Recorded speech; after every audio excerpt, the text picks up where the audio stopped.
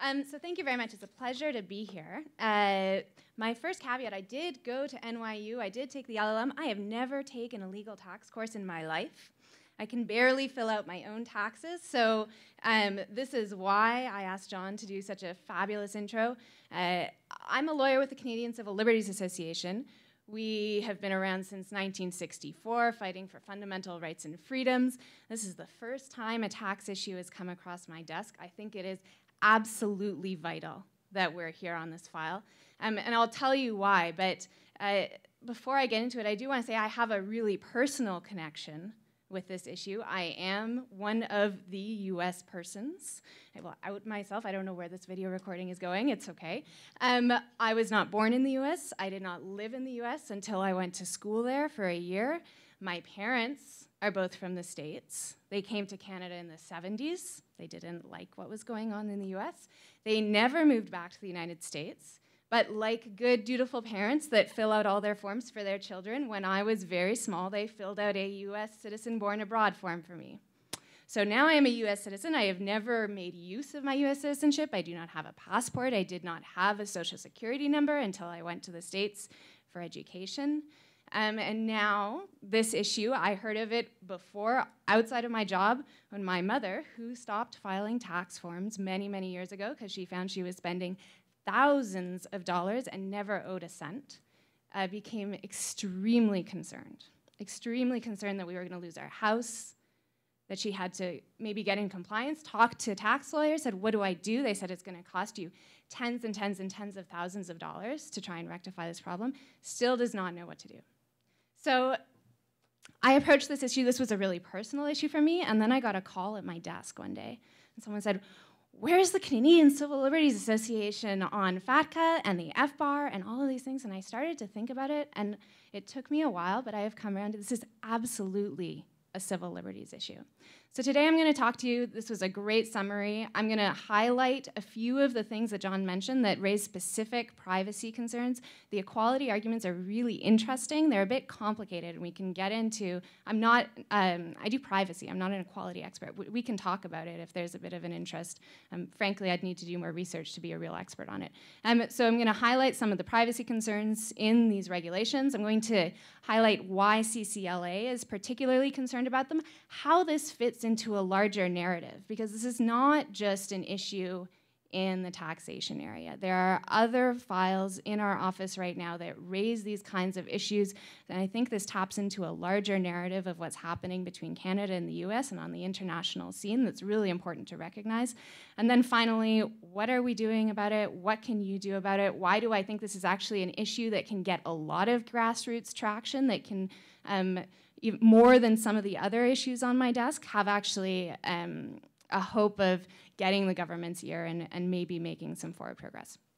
So first, what in these regulations raises privacy concerns? So much. So if you look at how broad these regulations are, we got a sense of what US persons are.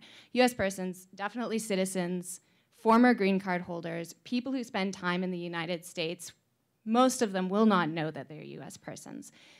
If the banks are required to report on this, what does that actually look like for Canadians walking into a bank, opening a bank account, trying to get banking services? What does that mandate Canadian banks? What information does that mandate them to collect about Canadians? Now, in Canada, we have privacy laws. They're pretty good, better than many other jurisdictions. Definitely could use improvement. But our privacy laws say you are only allowed to collect from your customers what is reasonably necessary for your business. Right now, they do not need to know when you open a bank account how many months you spent in the US last year. Have you ever worked in the US? Do you have a property in the US?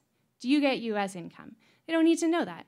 And it's actually required based on really simple identification. You're a resident of Canada, you can open a bank account. It's a really essential part of living in this society we live in. Try and live without a bank account or any of the financial institutions, because it's broader than just banks.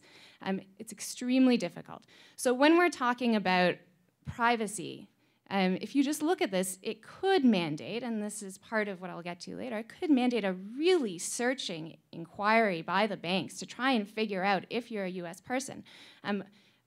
what they need to know could be extremely broad, even if they don't need to ask all these questions. So there's some suggestion now, because the Canadian government is negotiating an information exchange agreement with the US. Don't know what that would look like, don't know what the Canadian government is going to try to get in this, don't know if they're actually seriously entering these negotiations. But the agreements that are posted as template agreements now say, well, banks, we understand, we're not gonna make you search into your customers' lives. But if there's something on the record, if there's a bank that has a customer where an address is in the US, if you get payments from the US, we're gonna ask the customer, require them to certify whether or not they're a US person, and then if there's something that's inconsistent with that in the information you already hold, that's gonna be caught up and you're gonna have to disclose that. Even that is so concerning, and here's why. We're seeing all kinds of areas where there is enormous information sharing going on between Canada and other countries. And we know from past instances that when information is shared across borders, it loses all kinds of protection. So obviously the most, the gold star example of how bad things can get is Meher, right? That was directly a consequence of Canadian officials improperly, without the right caveat, sharing information with the US, which then led directly to his extradition and torture. So this is what information sharing can do. And I agree, we're not talking about, it's not the same class of information sharing. So some people have said, well, yes, those are national security secrets. Do you actually think that sharing this banking information is going to lead to torture? What is the actual privacy implication in sharing this information? Maybe your name, maybe an address you had in the US, maybe your bank account information. But we know, and it's largely from whistleblowers in the United States, that the United States is extremely interested in collecting information from all kinds of sources. They have enormous information databases. They have enormous surveillance programs. They have warrantless access to all kinds of communication coming inside and out of the US. And it's not because each of these emails, each of these small pieces of information is incredibly important to them. It's because when you collect all the data, when you collect who you're talking to, when you're talking to, what bank accounts you have, how long did you spend in the US last year? How long did you spend in other countries? Where did you go to school? Where were you born?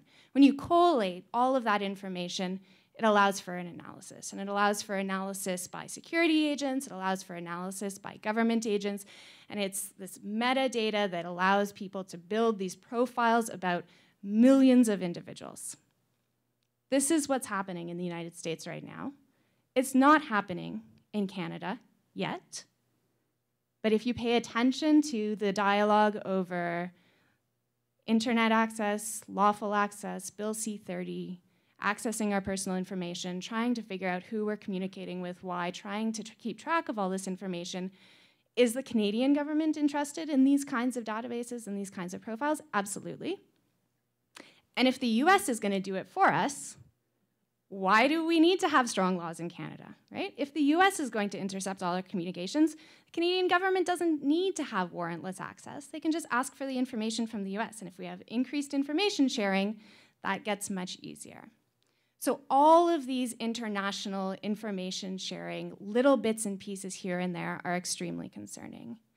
And the fundamental question for us always, whenever we hear that a company, the government wants to collect, retain, and disclose personal information, is why? Why do you want to do this? There can be perfectly legitimate reasons for people to collect, retain, and disclose personal information. There can be really important reasons to do that. But the truth is, for this particular part of it, there is no good reason. And I take the Canadian government's own statements on how many tax evaders there are in Canada. We are not a tax haven, right? This is not a rational policy based on a real problem that we need to solve in government, and maybe giving up some of our privacy is a reasonable thing to do. No. That's not what this is about, right? There's no reason that the US government needs all this information on Canadians, and there is absolutely no reason that the Canadian government should acquiesce and give all of this information over. So I think there are enormous privacy concerns. we do have privacy legislation that would protect us. One of the requirements of the regulations themselves is that anyone who is asked for this information sign a consent form so that they waive their privacy rights. Usually privacy is based on consent, so you can consent to disclose your personal information. We've seen this in other contexts, though. If you actually look at whether that is voluntary, informed consent, I do not think so. Try living without a bank account. You're not going to be able to do it, right? So there's going to be, if this goes forward, legal battles about the meaning of consent, about is this really necessary, about the very specific, minute details, and there's a couple various ways that you could think about this, but in the abstract, it's extremely hard to engage in those detailed legal analyses because this is a moving target.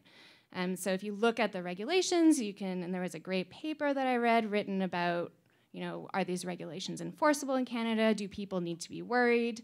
So you write and you do all that legal analysis, and then they start to negotiate an intergovernmental agreement. And then you're into a completely different analysis, and you could do it based on what they think they're doing with the model agreements, but then they change the terms. And so it's a moving target. I don't have a solid legal analysis of all of the ways that this could be challenged. But from a policy perspective, just looking at it outside the law, serious privacy concerns with absolutely no public policy rationale that I can understand.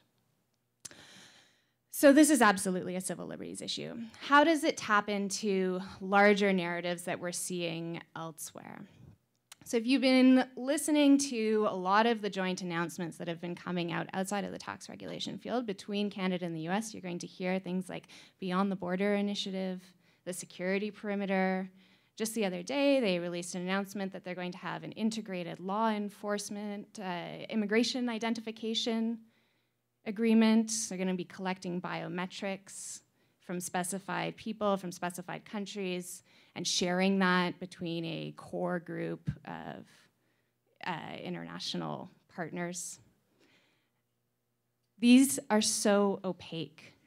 All of these agreements are being negotiated by the executive with other executive branches outside of Parliament.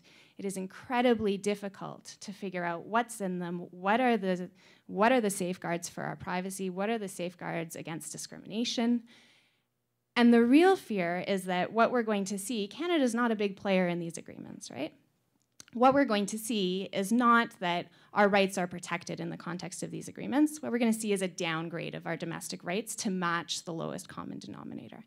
So this is already happening in some areas. There are already some really concrete examples of situations where our rights in Canada have been downgraded because of demands on cooperation and lower rights in the United States specifically. So there are cases from the 90s that CCLA litigated about random drug testing in the workplace. Drug tests in the workplace, really briefly, are discriminatory if they're done on a random basis. They don't measure actual impairment. They catch all kinds of people, no matter when you took the drugs, no matter whether you are a fit worker. They have a serious impact with very little help towards the actual safety of the workplace. So litigated those cases, privacy concerns, human rights concerns, won at the Court of Appeal of Ontario. In the US, they drug test all kinds of people, left, right, and center. They drug test teachers. They drug test all truck drivers. They drug test a huge swath of their population. Now, all the Canadian truck drivers who want to cross the border and drive in the US need to be drug tested in order to be able to have the licensing to cross into the US. So all of a sudden, the human rights protections that we established, that we fought for, that we won, are being eaten away by the necessity of cooperation across borders. And the way that human rights work is that if it's an actual job requirement, and maybe that you drive in the US is an actual job requirement, then your employer is going to be able to demand what you actually, some of these tests, right?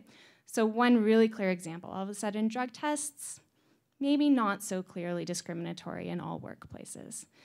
Another example that's happening right now, so I always forget this acronym. They're International Traffic in Arms Regulation provisions in the United States. So what are these? These are provisions that apply to people from certain countries. If you're born in a certain country, and there's a long list of countries, and you can imagine the countries that might be on this list, right? It's a pretty standard list. It's extensive and standard. You need to get specialized security clearance from the United States to work on a long list of contracts. So this includes military procurement contracts, helicopters, cars, armored vehicles, tanks, things like this. All kinds of companies in Canada that are working on these contracts, in order to get these contracts, need to put their workers through this high security clearance based solely on where they were born. It doesn't matter how long you've been in Canada, how long you've been a good worker, whether you have a criminal record, whether there is any hint that you have ever been involved in illegal activity, how much security clearance you might have in Canada. None of that matters. If you were born in a certain country, you have to go through this heightened security clearance from the United States. Not once, every single time a new contract is signed. So right now in Canada, we have people who every few months are being sent home from their job to sit and wait until another security clearance comes through. And this has been happening for over 8 years. There's one man who's been sitting at home for 8 months at a time sometimes. Perfect, 20-year employee, engineer. Nothing in this person's history except the fact that he was born outside of Canada in a certain country. Sometimes he has to come to work and wear a big red tag around his neck to make sure he can't walk down certain aisles where workers are working on these contracts. Talk about discrimination, right? But if you look at whether it's a bona fide job occupational requirement, right? This is a US contract, they're imposing this on this company. What is the company supposed to do? Our human rights protections get downgraded. We're litigating it, but it's the same thing as the truckers, right? It's a downgrade of our protections that we fought hard to establish based on international cooperation and the United States, which doesn't have the same protections. So when we look to the privacy context, and we look to all these international information sharing agreements, we know that people have been tortured in the United States, we know that information is misused, we know that the privacy protections, particularly for non-American citizens, are lower. Are we confident that all of our privacy protections will remain intact, even domestically within Canada, once the Canadian government starts to sign all these agreements? Absolutely not. Could we very well see, if the Canadian government signs this agreement, a change in the banking regulations, a change in the privacy laws to make sure that whatever they agree is now compliant with Canadian regulations and Canadian laws? Absolutely, and that will have an impact on all of us. So I think because it taps into these larger narratives, because this issue has such wide, broad implications for so many Canadians who really have nothing to do with the United States, because it will mean a change in our domestic rights, our domestic protection, is absolutely a civil liberties issue. So I'm really glad to be here today. It's terrifying to listen to personally, on a personal level. I'm thinking I should renounce my US citizenship that I never asked for, never used, never wanted, and now would absolutely like to get rid of. So what can we do? What are we doing? So CCLA has written a letter to the Department of Treasury about this specific intergovernmental agreement that they are thinking about signing. Usually when I write to the government, when I look for government statements on issues I'm working on, there is not a lot of helpful government rhetoric. There's not a lot of helpful government statements out there. In this case, the Canadian government is on record saying that there is no need for this in Canada. That's a really strong tool. The banks, I don't imagine they want this. I've seen their submissions to the US Parliament. It's extremely costly for them. So you have a government on side, you have a banking commercial industry on side, and we should have millions of Canadians on side if they actually, even if they don't care about the larger privacy concerns, the policy concerns that I'm really driven by in my job, they should absolutely care about the implications for themselves, for their children, for anyone who might want to go and spend a year in school in the US. They should absolutely be. So it's really an education challenge. was an education challenge for me, trying to understand what this was and getting the word out. So I think it's incredibly important that you are here, that you go back, that you talk about this, that we keep the pressure on. There's no domestic win for the government in passing these regulations, right? There's no domestic constituency that's going to say, yeah, this is a really good idea. So when no domestic constituency, and we're the ones who elect the politicians, is going to be fighting for this, it really becomes an opportunity for the citizens, for people who are within Canada to make their voice known and try and make our democratic government work on our behalf.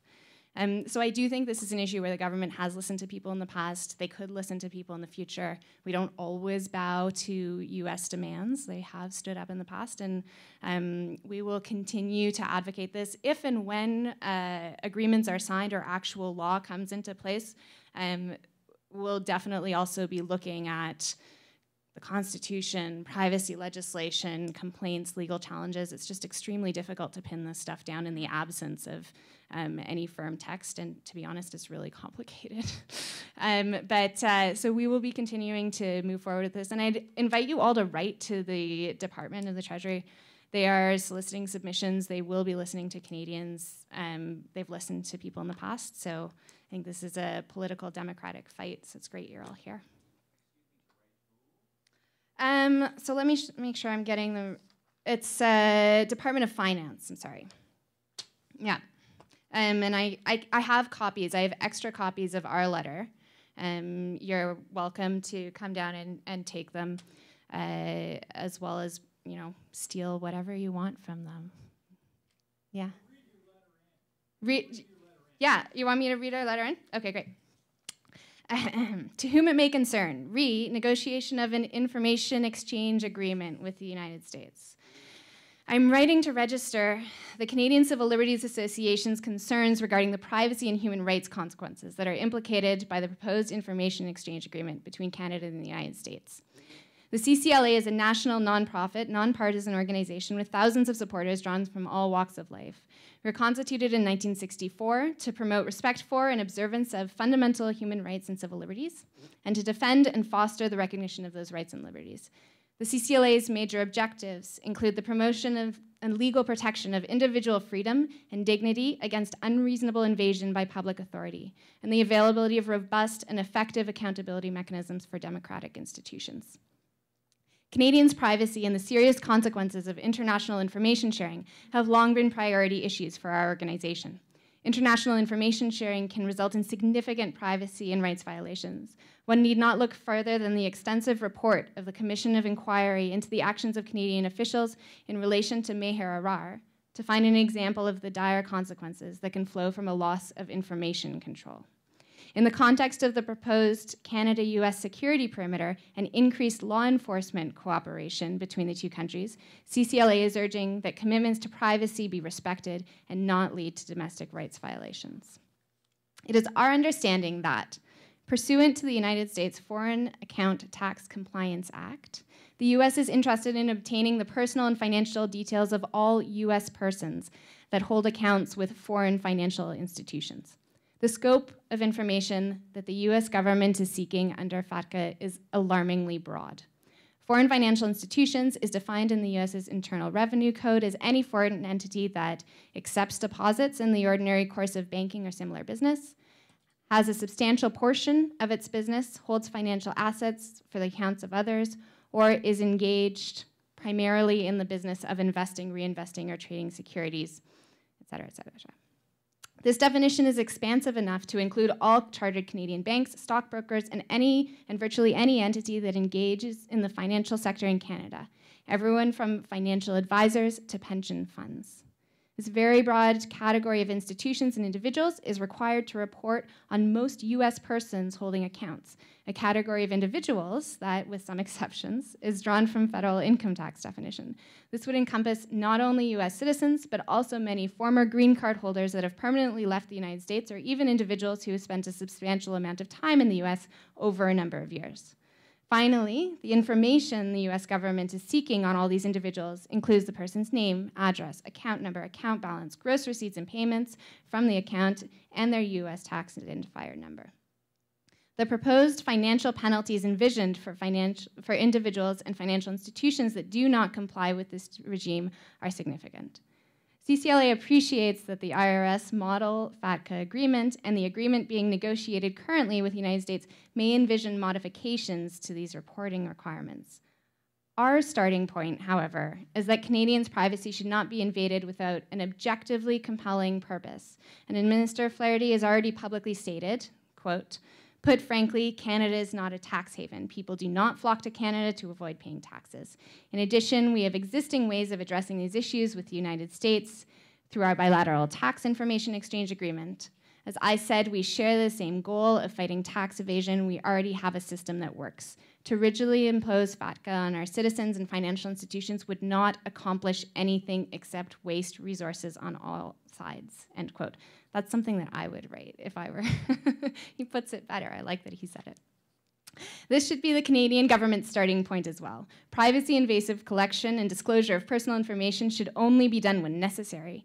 Under the Canadian government's own assessment, that threshold has not been met in this case. The CCLA therefore urges the Canadian government to stand up for its citizens and residents and resist invasive, unnecessary, foreign-imposed violations of individual privacy.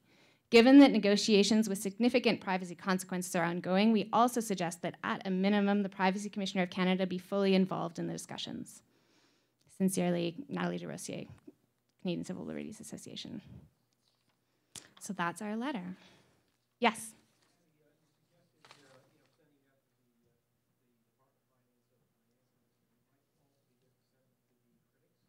Oh yeah, absolutely.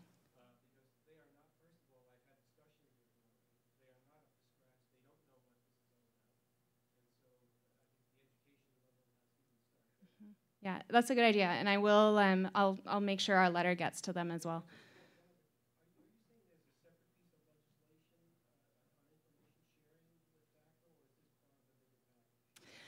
So it's not technically part of a bigger package. There are many other pieces of information sharing being negotiated or being contemplated. So that can be anything from cross-border law enforcement, which is a piece of legislation that was passed through the House this summer that allows US police officers to operate as officers in Canada, to the immigration treaty that was just negotiated and signed that will presumably need implementing legislation as well, to regulatory harmonization, to et cetera, et cetera, et cetera. So they're all different pieces. The security perimeter and beyond the border working group are taking on a lot of those pieces. FATCA isn't under that, but I absolutely see it in the same vein. Yeah. Any questions? Anything else? Okay. Well, oh yeah. When people are asking questions, if it's possible to speak into the microphone, because this is an attempt to kind of, put together a record of the day. Yeah, I just wanted to thank you for what you had to say. I wrote a blog article about a year ago in which I maintained that the need to know is not satisfied. And you have said in much more eloquent terms why that is the case. Thank you. Yeah, my pleasure. Thank you.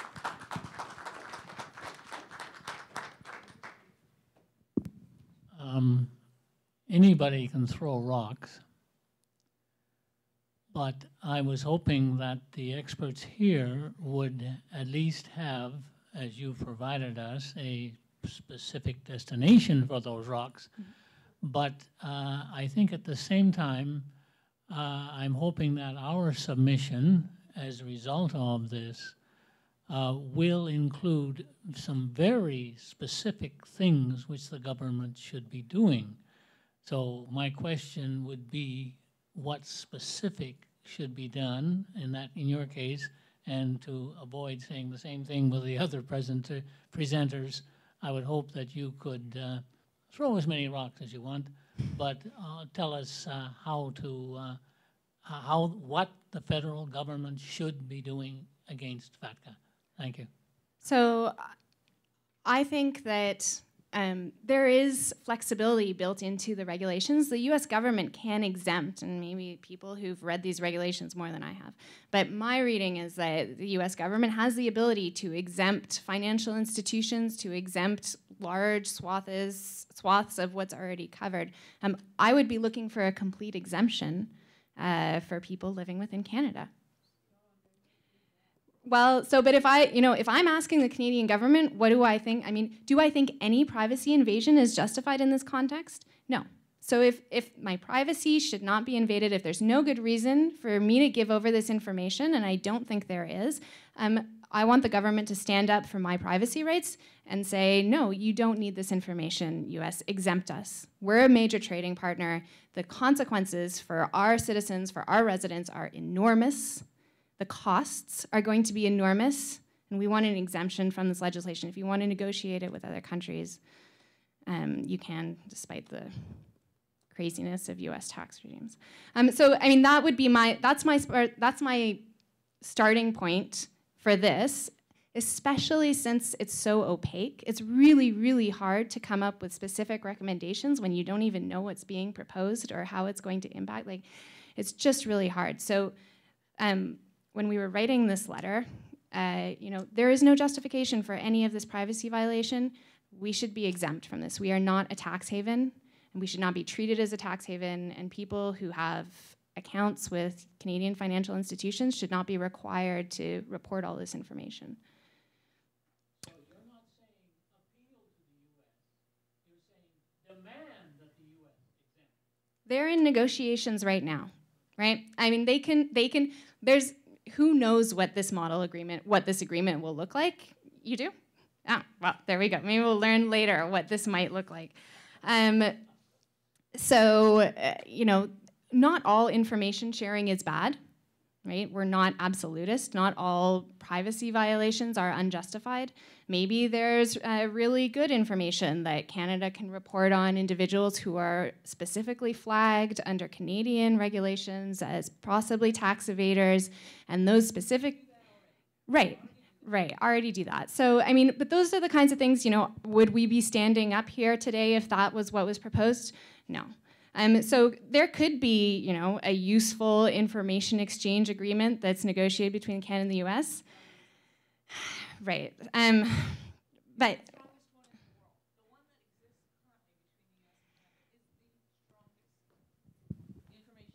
going to repeat it for the record. The agreement on information sharing that currently exists between the US and Canada is the strongest one in the world. It is automatic information exchange. There's no other way to put it. There's not an easier way to say that. So I think what you're saying, to put words in your mouth, is reject the IGA. Do not sign an IGA. Do not sign, if you're a financial institution, do not sign a PFFI and wait for the US to actually withhold and then start suing, right? But you cannot agree to something. As soon as you agree, you just gave up everything that you just explained was critical. But anyway, not to step on your... Yeah, no. I mean, so I'm not an expert in the information sharing agreements in the taxation area. I mean, so it may be that there is nothing else that we could reasonably do in order to share information on any reasonable basis that we're not already doing. I mean, if that's the case, if there is no extra agreement, then absolutely there should be no extra agreement at all. But so our demand to the Canadian government is, if there is no rationale to put this in place, do not violate Canadians' privacy rights, which maybe means do not sign any agreement with the United States. Yeah.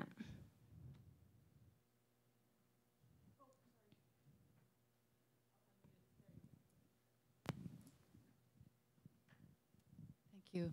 Can you just clarify what banks are allowed to get from people at this point? I think I've never had the experience of filling out a form that asked where I was born. I've never had any U.S. money going into a Canadian account.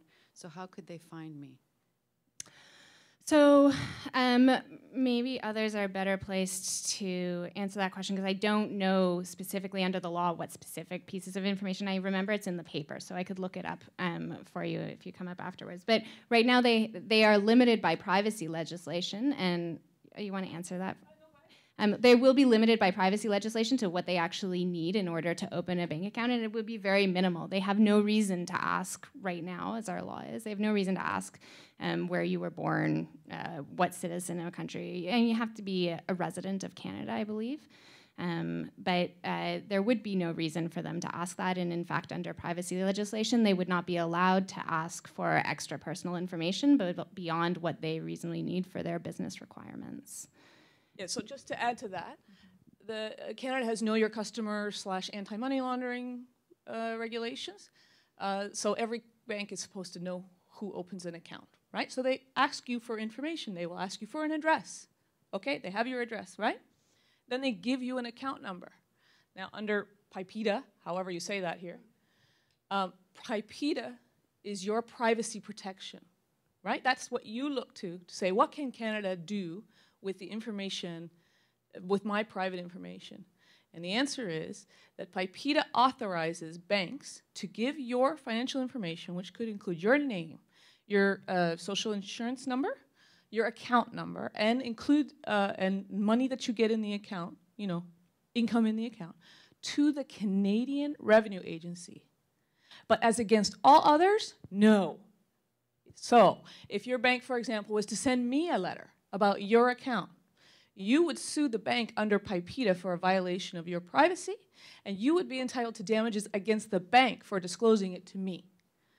So the answer is then under FATCA, your bank is going to bring you a form and say, waive your rights to PIPEDA. And if you don't, closing your account. No, that's right. That's right. Right. It's already happening, I understand, on a informal basis. Right. In other parts of the world. You're supposed to be on, Mike. Okay, this is a really incredibly important point, all right, for people here today to understand. This has not yet begun in Canada, but U.S. persons in Europe, especially Switzerland, are in a position where they've been long-time customers of banks. These are people who live in Switzerland and are just trying to live their lives the way you and I do.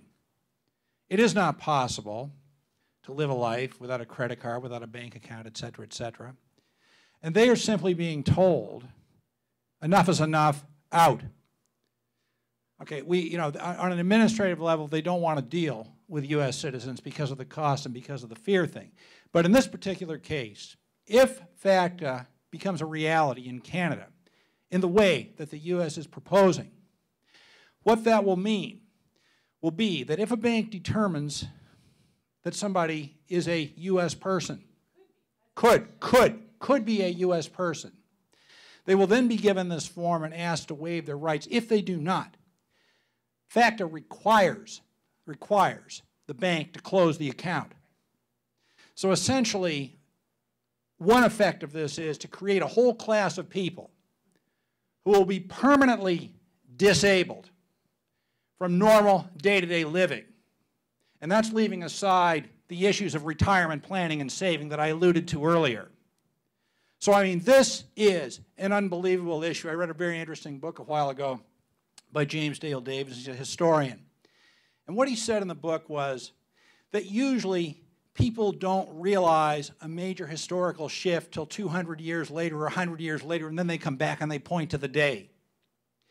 I would suggest to you that this legislation, which the U.S. is trying to enforce on the rest of the world, is of such magnitude that if it is successful, that 100 years from now, people are going to be looking at FATCA as a major shift in the way people live, and a major shift in the way the world operates. Now, today, it's hard to get any interest in this topic at all. Do we have any members of the Liberal Party here today? Guess not. How about the NDP? Nope. How about the Conservative Party that's the government? Nope. How about the Green Party? Nope. Only one political party has seen to be fit here today. And I am going to do a plug, an unexpected plug, because it's very important that people recognize not only the astuteness and the courageousness of the Progressive Canadian Party taking this issue on front and center.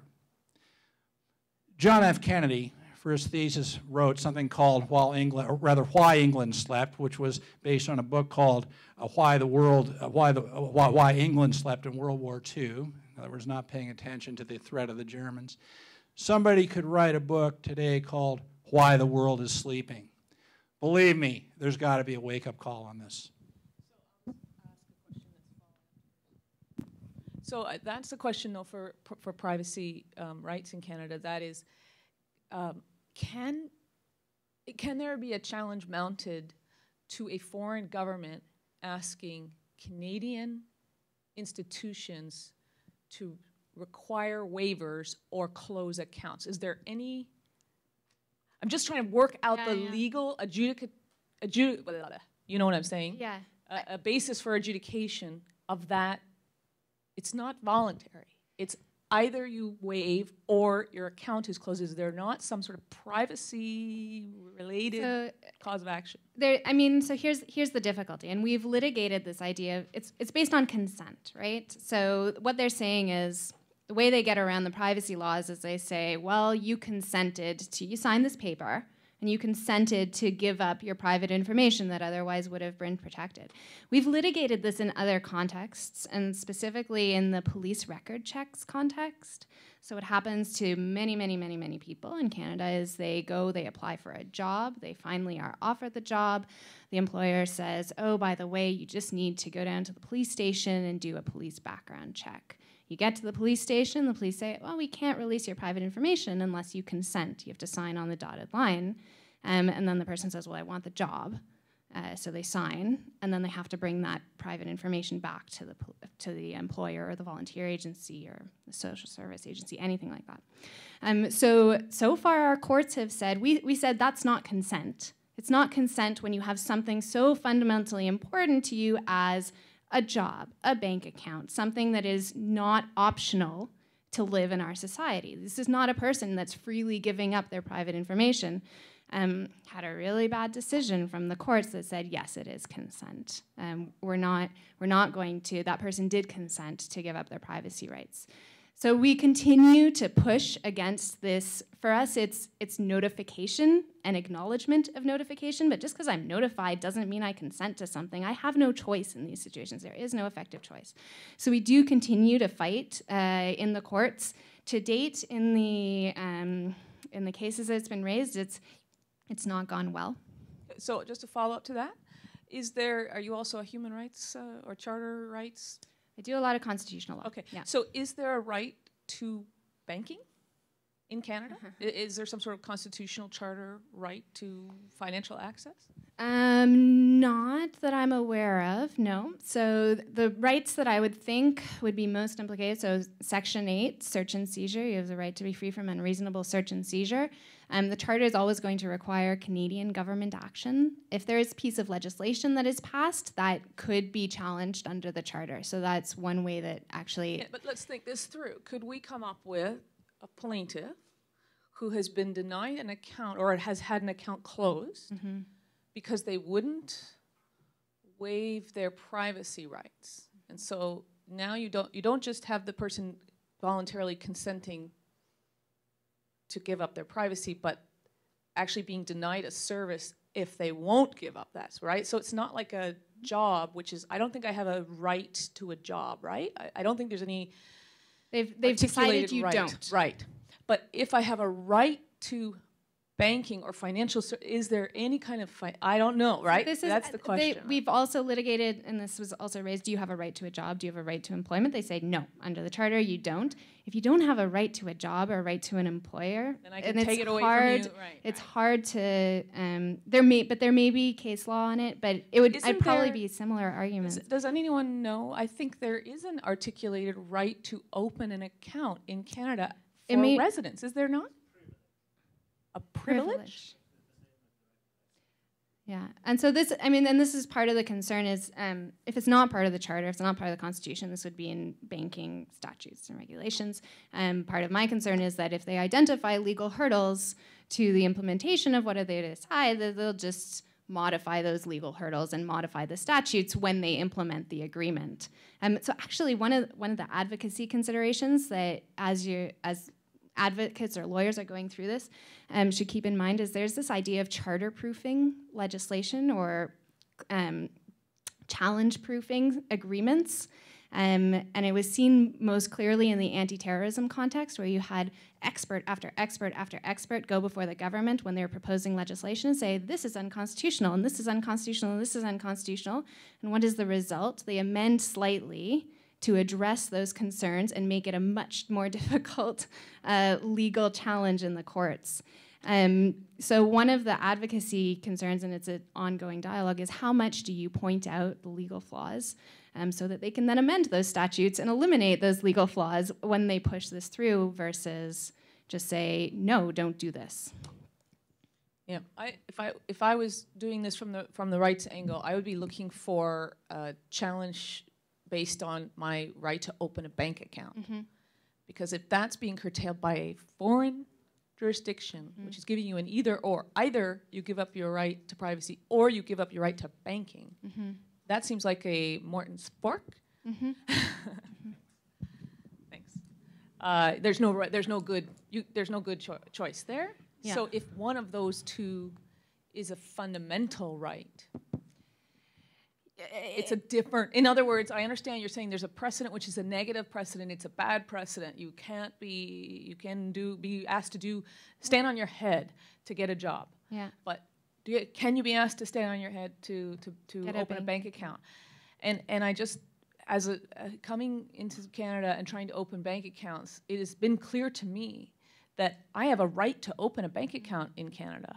I've seen this. I haven't paid attention to it because it's not on my radar, but I have seen this somehow. I'd have to, yeah, totally. It's something to definitely look into. Yeah, I'll look at it. I would be surprised if that right stems from the Constitution.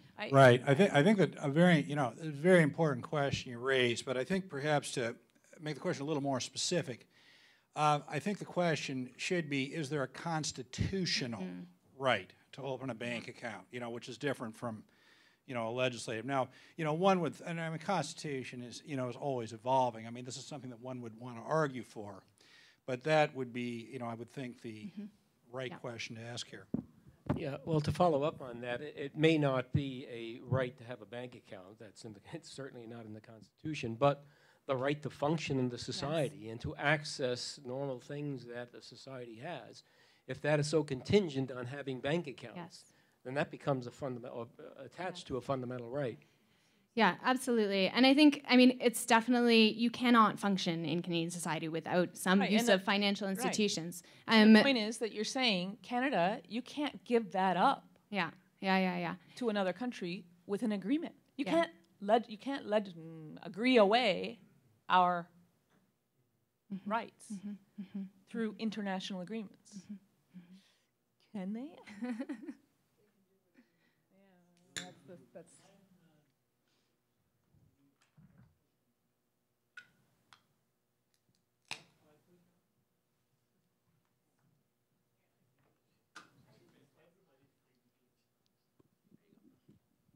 Okay, yeah.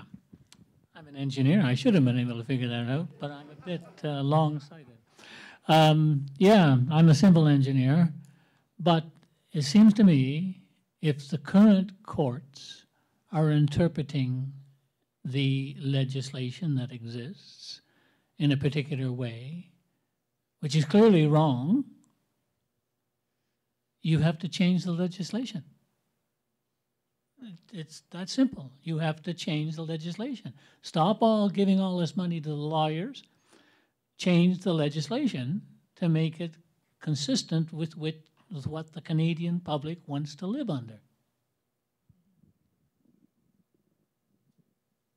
Yeah, and I'll just add to that. I think the most pernicious part of this is that you don't actually have to be a U.S. person to lose your right to bank in Canada. You only have to have an indicia of possible U.S. personhood, which means if you were born in the United States, you could be a U.S. person, your account is subject to closure. Even if you're not, in fact, and there is no way to litigate this, there is no way to protest, there's no forum, to go to your bank and say, wait, don't close my account. You can't do it. They've tied their own hands.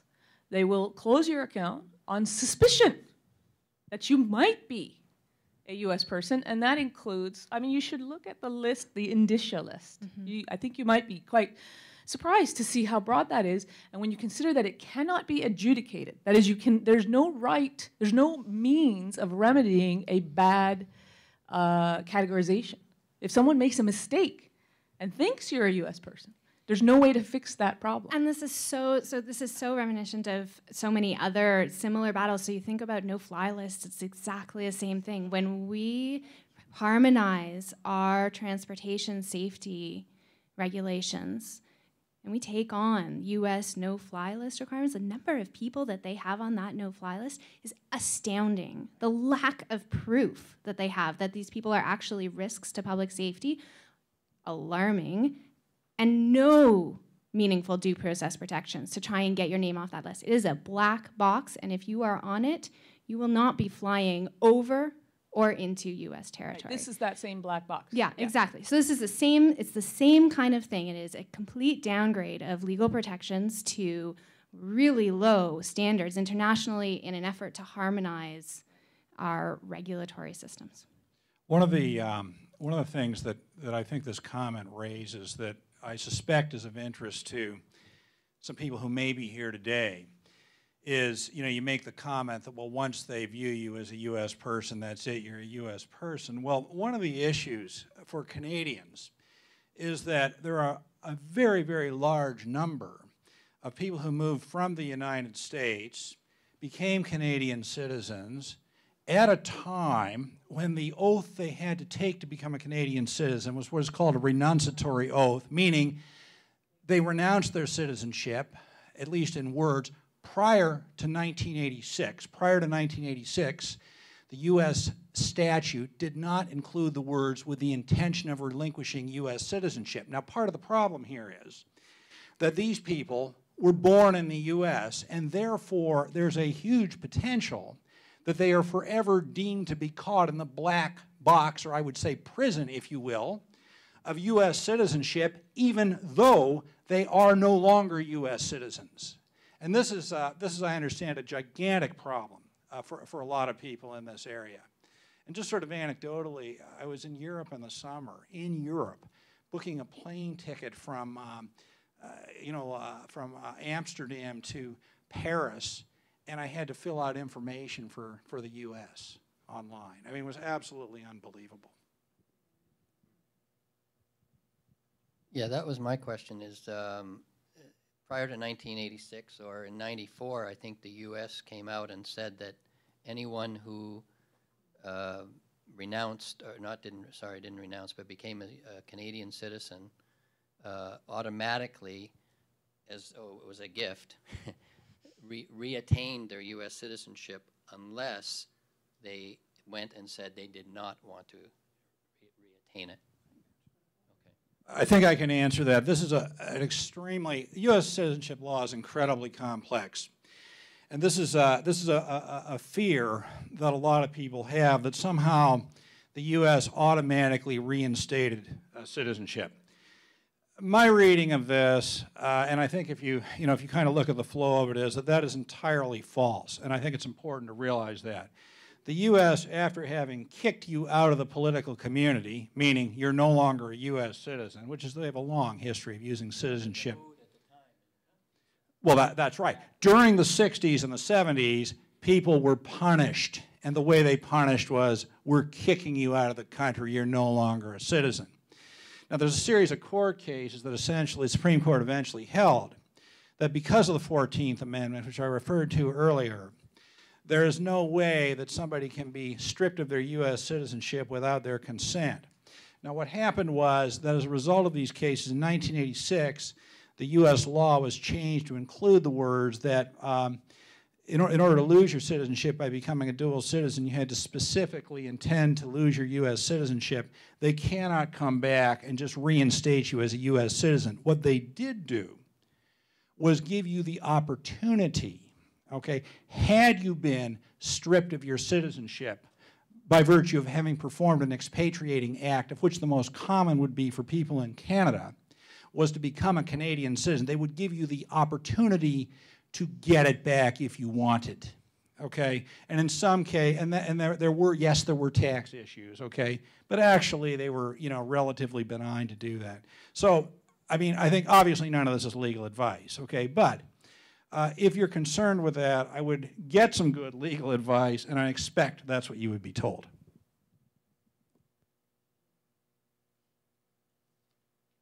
Great. Anything else before I leave this mic? Yeah.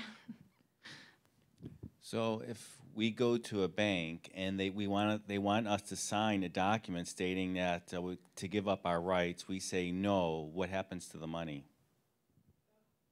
In your account? Yes. Huh, that's a very nice question. They'll close the account immediately. Close the account. And what happens to the money? Well, they'll give you. I'm sure they'll write you a check. No problem. Oh, they would? I have no idea. Oh. I like to. I'll receive a check in the mail. Yeah, I don't know. Yes. Worse. Yeah. It only gets worse. It's the further you look into it. It only gets worse. Yeah.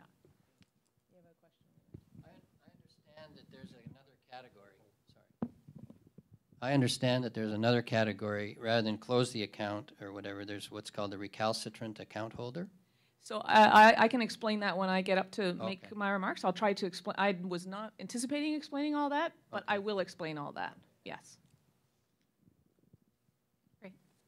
Okay. I think I'm done with my area of expertise. I'm going to. And I think, yes, let's thank her very much. That was an awesome presentation. Thank you very, very much.